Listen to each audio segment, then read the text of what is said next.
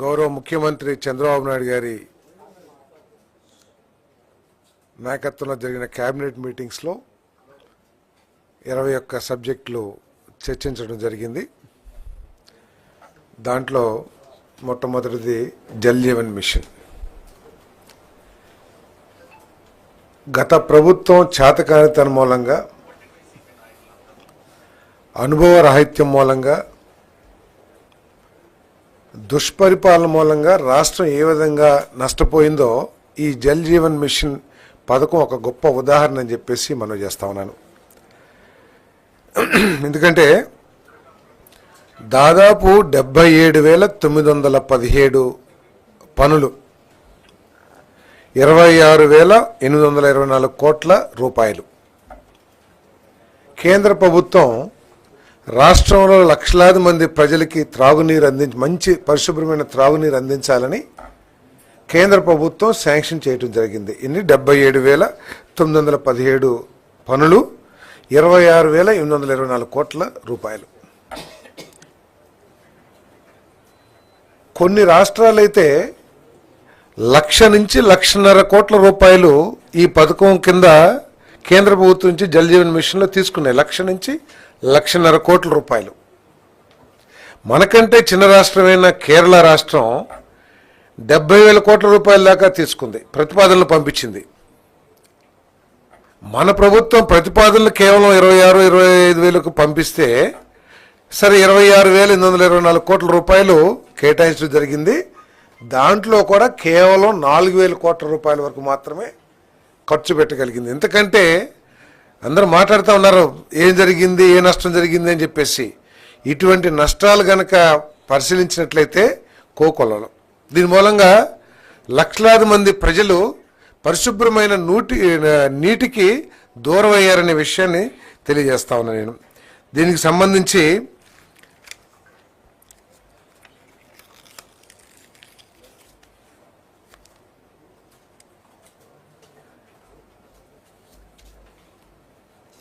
ఇప్పటి వరకు కూడా పనులు ప్రారంభించని 25% కంటే తక్కువైన పనులు 44,195 పనులు ఉన్నాయి.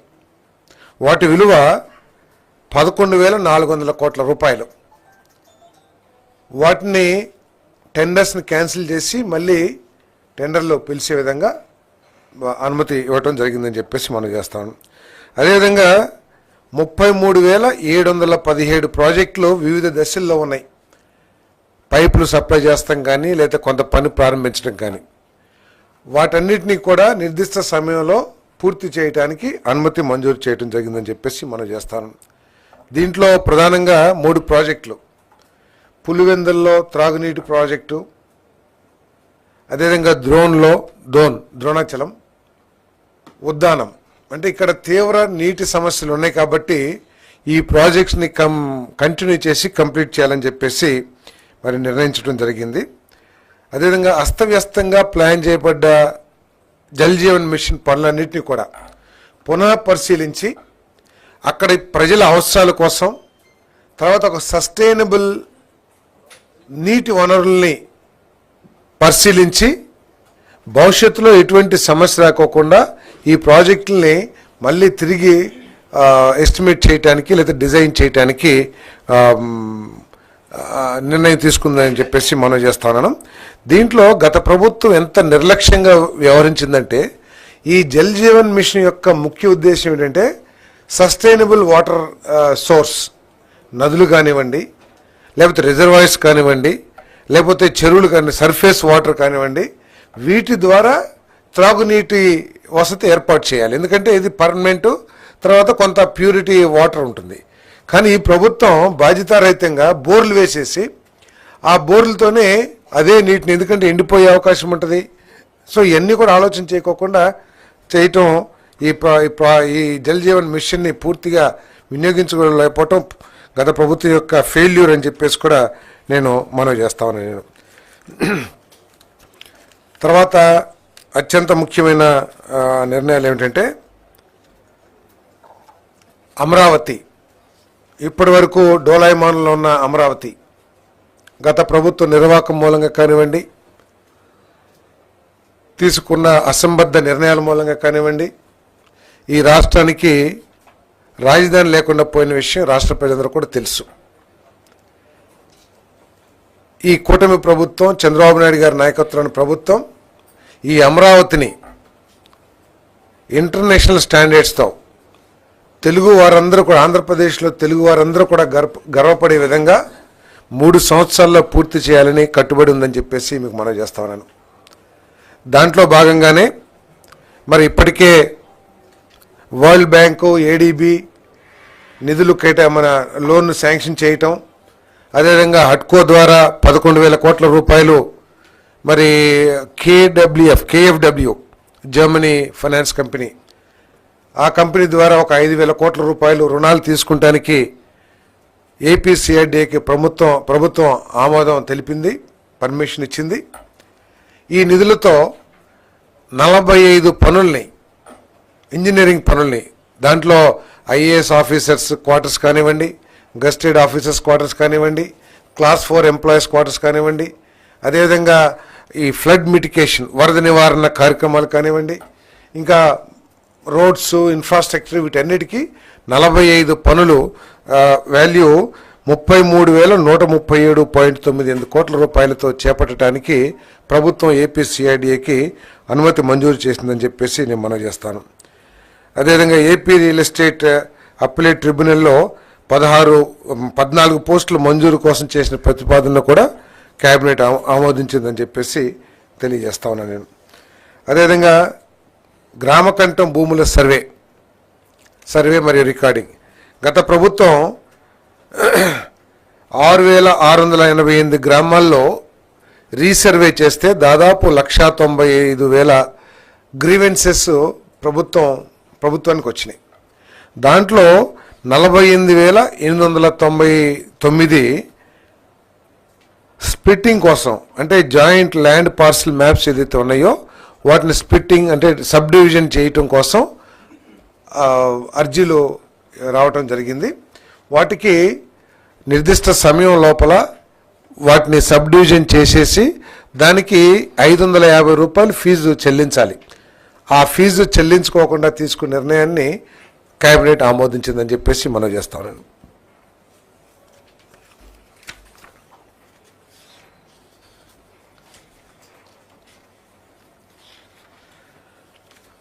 అదేవిధంగా చిత్తూరు జిల్లా శాంతిపురం మండలం తమ్మిగానిపల్లిలో ఎల్పీ నెంబర్ 436 కింద నూతన కృషి విజ్ఞాన కేంద్రాన్ని స్థాపించడానికి 50.21 ఎకరాల ప్రభుత్వ భూమిని రిజిస్ట్రార్ ఆచార్య ఎన్జీ రంగాకి బదలాయించడం జరిగింది. జిఓఎంఎస్ నెంబర్ 571 డేటెడ్ 14/9/2012 ప్రకారం సాధారణ షరతులకు లోబడి ఉచితంగా బదిలీ చేసే ప్రతిపాదనని కేబినెట్ ఆమోదించింది. అదేవిధంగా ఈఎస్ఐ కోసం ఎంప్లాయీస్ స్టేట్ ఇన్సూరెన్స్ కార్పొరేషన్కు 5 ఎకరాల భూమిని జిఓఎంఎస్ నెంబర్ 571 అనుసరించి మరియు బిఎస్ఓ 24 నిబంధనలను అనుసరించి మార్కెట్ ధర 61,23,516 రూపాయలకు బదలాయించే ప్రతిపాదనను కూడా మంత్రిమండలి ఆమోదించిందని చెప్పేసి మనం చేస్తాను. అదేవిధంగా ఇటీవల వచ్చిన వరదల్లో విజయనగరం, ఏఎస్ఆర్ కాకినాడ, ఏలూరు, పశ్చిమ గోదావరి, కృష్ణా, ఈ గుంటూరు, బాపట్ల, పల్నాడు, ఎన్టీఆర్ జిల్లాల్లో 38/20/24 తదుపరి వరద ముంపునకు గురైన ప్రాంతాల రైతులకు రుణాలు రీషెడ్యూల్ చేయడానికి పర్మిషన్ ఇవ్వడం జరిగింది. 50,000 లోపు మంజూరు చేయబడిన రుణాలపై ఇండియన్ స్టాంప్ యాక్ట్ ప్రకారం ఏదైతే ఫీజు చెల్లించాలో ఆ ఫీజుకి ఎగ్జంప్షన్ ఇవ్వడం జరిగిందని చెప్పేసి కూడా డ్యూటీ చెల్లి మరి రిజిస్ట్రేషన్ చట్టంకు లోబడి యూజర్ ఛార్జీలను మినహాయించడానికి మరియు రుణాలని రీషెడ్యూల్ చేయడానికి కొత్త రుణాల మంజూరు ఇప్పటికే ప్రభుత్వంచే జారీ చేయబడిన ఉత్తర్వులు జిఓఎంఎస్ నెంబర్ 235 రాటిఫై చేస్తూ మంత్రిమండలి ఆమోదం తెలిపింది. ఈ ఉత్తర్వులు 31/3/2025 వరకు అమల్లో ఉండే విధంగా చేసిన ప్రతిపాదనకు మంత్రిమండలి ఆమోదం తెలిపింది. అంటే మొన్న నష్టపోయిన రైతులు రుణాలు రీషెడ్యూల్ చేసుకుంటానికి లేదా కొత్త రుణాలు తీసుకోవడానికి స్టాంప్ డ్యూటీ కట్టాల్సిన అవసరం ఉంటుంది. ఆ స్టాంప్ డ్యూటీ నుంచి మినహాయింపు చేయడం జరిగిందని చెప్పేసి మనం చేస్తాను. అదేవిధంగా 24-25 ఏడాదిలో కొనసాగుతున్న వరి సేకరణ కార్యకలాపాలకు అనుగుణంగా ఆంధ్రప్రదేశ్ స్టేట్ కోఆపరేటివ్ మార్కెటింగ్ ఫెడరేషన్కి 1000 కోట్ల అదనపు రుణాన్ని జాతీయ సహకార అభివృద్ధి సంస్థ నుండి పొందేందుకు గాను ప్రభుత్వ హామీని పొడిగించడంతో పాటు నేషనల్ కోఆపరేటివ్ డెవలప్మెంట్ కార్పొరేషన్ నుండి రాష్ట్ర పౌర సరఫరాల కార్పొరేషన్ లిమిటెడ్కు బదిలీ చేసేందుకు చేసిన ప్రతిపాదన మంత్రిమండలి ఆమోదం తెలిపింది. దీని మూలంగా ఎప్పుడూ లేని విధంగా కొంతమంది రైతులకు ధాన్యం సరఫరా చేసిన 6-7 గంటల్లో కూడా సొమ్ము చెల్లించిన ప్రభుత్వం ఈ కూటమి ప్రభుత్వం అని చెప్పేసి మనం చేస్తా ఉన్నాను. నేను ముఖ్యమంత్రి గారు అయితే ఇన్స్టెంట్ పేమెంట్ ఇవ్వటానికి ఏమైనా అవకాశాలు ఉన్నాయేమో, రైతు పండించిన ధాన్యాన్ని రైస్ మిల్లు అన్లోడ్ చేయగానే దానికి సంబంధించిన డాక్యుమెంట్స్ జనరేట్ కాగానే అక్కడికక్కడే పేమెంట్ ఇచ్చే అవకాశాలను కూడా పరిశీలించమని చెప్పేసి ముఖ్యమంత్రి గారు చెప్పడం జరిగిందని చెప్పేసి కూడా, అంటే రైతులకి ఏ విధంగా అండగా నిలబడాలి అనే విషయంలో ఈ ప్రభుత్వం ఎంత చిత్తశుద్ధితో ఉందో దీని ద్వారా తెలుస్తుందని చెప్పేసి మనం చేస్తాను. రాష్ట్ర విభజన చట్ట ప్రకారం తెలంగాణ రాష్ట్రానికి బదలాయించబడిన ఎగ్జిక్యూటివ్ ఇంజనీర్ మార్కెటింగ్ రమేష్ కుమార్ని, అంటే ఈ తెలంగాణ ఎగ్జిక్యూటివ్ ఇంజనీర్ పోస్టు తెలంగాణకి కేటాయించబడింది, ఎస్సీ పోస్ట్ ఏమో మన రాష్ట్రానికి కేటాయించబడింది. వారి రిటైర్మెంట్ 36-26 వరకు కొనసాగే విధంగా సూపర్ న్యూమరీ పోస్ట్ క్రియేట్ చేసేందుకు చేసిన ప్రతిపాదన మంత్రిమండలి ఆమోదించింది. జలవనరుల శాఖ మరి package number 3, package number 5A కింద పోలవరం లెఫ్ట్ మెయిన్ కెనాల్లో ఈ ప్యాకేజెస్కి రీటెండర్ పిలవటం జరిగింది. ఈ రీటెండర్ పిలిచే సమయంలో ఏదైతే జ్యుడిషియల్ రివ్యూకు సంబంధించిన జడ్జి గారు ఉన్నారో ఆయన కాలపరిమితి పూర్తయిపోవటం, తర్వాత ఈ పని అర్జెన్సీ కానివ్వండి లేకపోతే అసెంబ్లీకి ఈ చట్టాన్ని రద్దు చేసే ప్రతిపాదన వెళ్ళిన తర్వాత ఈ టెండర్లు పిలవటం జరిగింది. వాటిని కూడా మరి ఆ ప్రతిపాదనని కేబినెట్ ఆమోదించిందని చెప్పేసి మనం చేస్తాను. అదేవిధంగా హంద్రీనీవా సుజల సెవెంతి 2 కింద పొంగునూరు బ్రాంచ్ కెనాల్కి 75.075 నుంచి 189.880 వరకు ఉన్న నిధుల్లోనే, అంటే ఇంతకుముందు శాంక్షన్ కాబడ్డ ప్రాజెక్ట్ అమౌంట్లోనే సీసీ అంటే నీళ్లు ఇంకిపోతున్నాయని చెప్పేసి ఆ కెనాల్కి లైనింగ్ చేయాలని చెప్పేసి ప్రతిపాదనని మళ్ళీ టెండర్లు పిలిచే అవసరం లేకోకుండా పాత రేట్ల ప్రకారమే, పాత నిబంధనల ప్రకారమే ఈ ఈ లైనింగ్ చేయటానికి ఆమోదం తెలపడం జరిగిందని చెప్పేసి మనం చేస్తాను. జూలై కల్లా ఈ పనులు పూర్తి చేయడం కోసం ఈ నిర్ణయం తీసుకోబోవటం జరిగింది. ఈ సీసీ లైన్ పనులకు ప్రతిపాదించిన 480.22 కోట్లు నిధుల వినియోగాన్ని అందుబాటులో ఉన్న 1929 కోట్లు, అంటే ఆ ప్రాజెక్టు కేటాయించబడిన నిధుల నుంచే ఉపయోగించడం జరిగిందని చెప్పేసి తెలియజేస్తూ మరి పరిపాలన ఆమోదం కోసం చేసిన ప్రతిపాదనలకు మంత్రిమండలి ఆమోదం తెలిపింది. క్లీన్ ఎనర్జీ ప్రాజెక్ట్ అభివృద్ధి కోసం renewable energy development corporation of Andhra Pradesh ద్వారా ఎన్టీపీసీతో జాయింట్ వెంచర్ ఏర్పాటుకు సంబంధించి 19/11/2024 రాష్ట్ర ప్రభుత్వం జారీ చేసిన ఆర్డర్ల ఆమోదం కోసం చేసిన ప్రతిపాదనకు మంత్రిమండలి ఆమోదం తెలిపిందని చెప్పేసి మనం చేస్తాను. నేను మరి రాష్ట్రంలో 1,87,000 కోట్ల రూపాయలు పెట్టుబడులు ఎన్టీపీసీ పెట్టబోతుందని చెప్పేసి మనం చేస్తాను. ఇది కేంద్ర ప్రభుత్వ సంస్థ కాబట్టి ఈ నిధులు తప్పుకోకుండా రావటం లేదా ఈ ప్రాజెక్టు టేకప్ చేయడం జరుగుతుందని చెప్పేసి కూడా నేను మనవి చేస్తా ఉన్నాను. మరి దీంతో రాష్ట్రానికి 20,620 కోట్ల ఆదాయం లభిస్తుందని చెప్పేసి కూడా మనం చేస్తూ 1,06,000 ఉపాధి అవకాశాలు ఈ ప్రాజెక్టు ద్వారా లభించబోతుందని చెప్పేసి మనం చేస్తాను. రాష్ట్రాన్ని ఈ గ్రీన్ ఎనర్జీ సెక్టర్లో నెంబర్ 1గా చేసే దిశలో భాగంగా ఈ కార్యక్రమాన్ని తీసుకుంటున్నామని చెప్పేసి మనం చేస్తాను. Solar, wind, pump storage, green hydrogen, green ammonia వంటి పునరుత్పాదక విద్యుత్ రంగ ప్రాజెక్టులు పోర్చడానికి రాష్ట్ర ప్రభుత్వం ఎప్పుడూ ముందుంటుంది. ఇంటిగ్రేటెడ్ క్లీన్ ఎనర్జీ పాలసీలో భాగంగా వచ్చే 5 ఏళ్లలో 78.5 గిగావాట్ల solar power, 35 gigawatts wind power, 22 gigawatts pumped storage, 1.5 MMTPA green hydrogen ఉత్పత్తి సాధించాలని ప్రభుత్వం లక్ష్యంగా పెట్టుకుందని చెప్పేసి మనం చేస్తాను నేను. మరి అదేవిధంగా గతంలో 2014-2019 మధ్యలో ఆనాటి చంద్రబాబు నాయుడు గారి ప్రభుత్వం ఇంటర్మీడియట్ విద్యార్థులకు కూడా మధ్యాహ్న భోజన పథకం అమలు చేసింది. మరి గత ప్రభుత్వం ఆ పథకాన్ని రద్దు చేసిన విషయం తెలిసిందే. మరి ఆ మధ్యాహ్న భోజన పథకాన్ని అంటే దాదాపు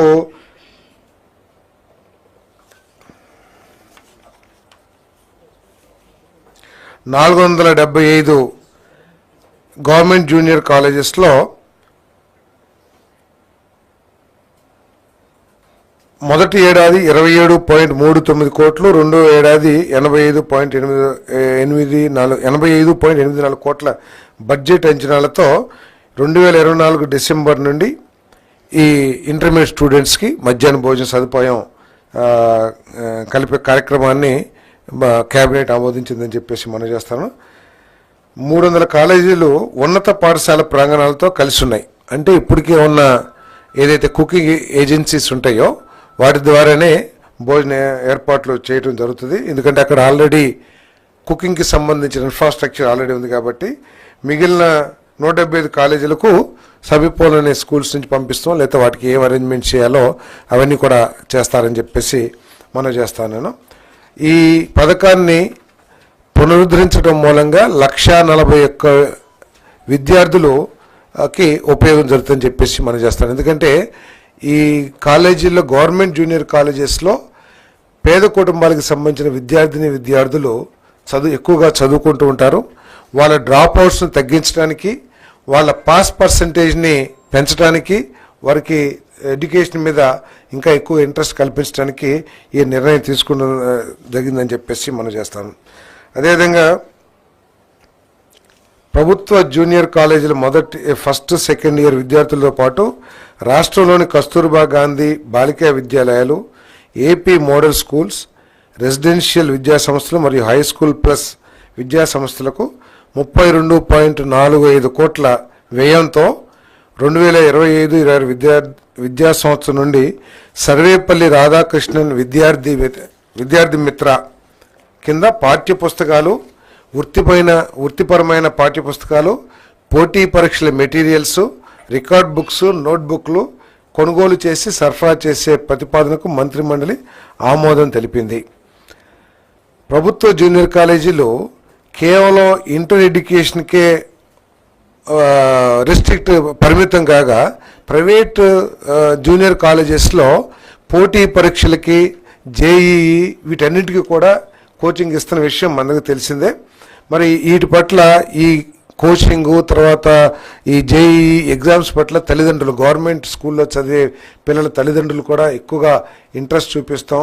దీని మూలంగా ఏంటంటే రాబోయే రోజుల నుంచి ఈ కాలేజీల్లో కూడా అదే విధానం, అంటే జేఈఈ ఎంట్రన్స్ టెస్టులకి కోచింగ్ ఇవ్వటం, లేకపోతే వాటికి కావాల్సిన మెటీరియల్ని ఇవ్వటం, స్పెషల్ క్లాసెస్ని చేయటం, ఇవన్నీ కూడా గవర్నమెంట్ కాలేజ్లో కూడా చేస్తామని చెప్పేసి మనం చేస్తాను.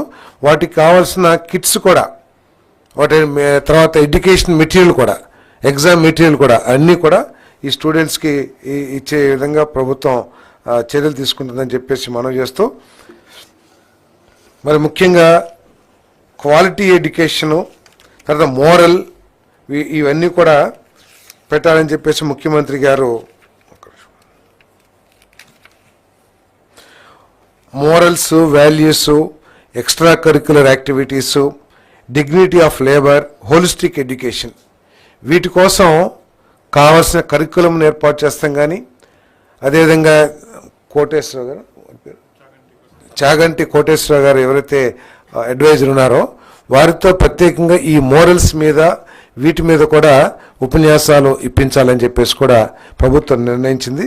మరి ముఖ్యమంత్రి గారు ప్రత్యేకంగా ఈ ఇంటిగ్రేట్ చేయాలని, అంటే మన అంగన్వాడీ ప్రైమరీ, అదేవిధంగా ప్రైమరీ హై స్కూల్ ఇంటర్మీడియట్, వీటన్నిటిని కూడా ఎక్కడో గ్యాప్ ఉంది, వీటన్నిటిని కూడా ఇంటిగ్రేట్ చేస్తూ వాల్యూ ఎడ్యుకేషన్ మన పిల్లలకి అందించాలి అనే లక్ష్యంతో మీరందరూ కూడా డిజైన్ చేయమని చెప్పేసి కూడా విద్యాశాఖని ఆదేశించడం జరిగిందని చెప్పేసి కూడా మనం చేస్తా ఉన్నాం.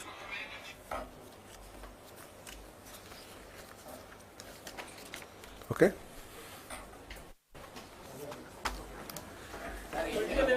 పొలిటికల్